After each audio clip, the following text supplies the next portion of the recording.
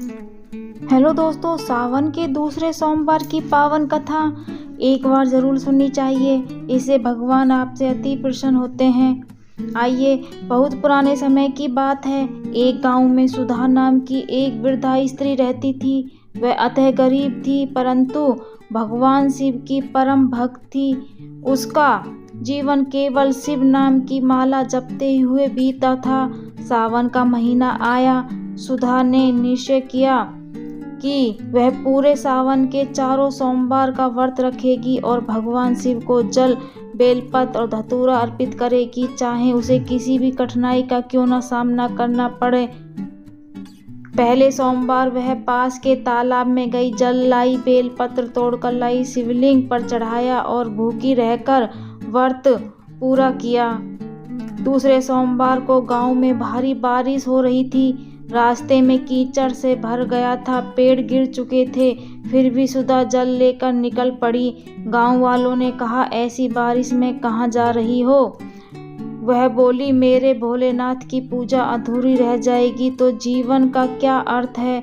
वह गिरते पड़ते शिव मंदिर में पहुंच गई। गीले वस्त्रों में ही जलाभिषेक किया। भगवान शिव उसकी भक्ति से अतः प्रसन्न हो गए। उसी रात उन्होंने सपने में शिव ने दर्शन दिया। शिव ने कहा, सुधा, तेरी सच्ची भक्ति और से मैं अति प्रसन्न हूँ।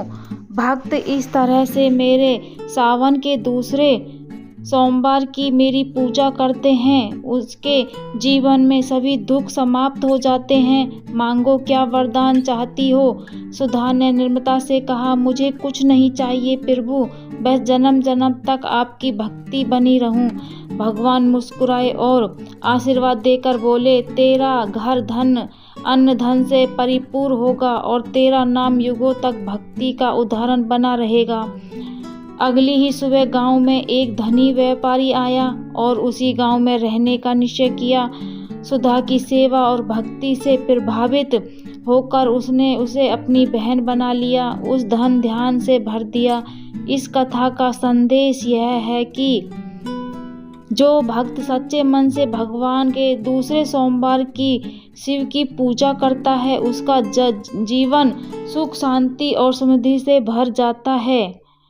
चाहे परिस्थितियाँ कितनी भी कठिन हो, भक्ति कभी अधूरी नहीं रहनी चाहिए।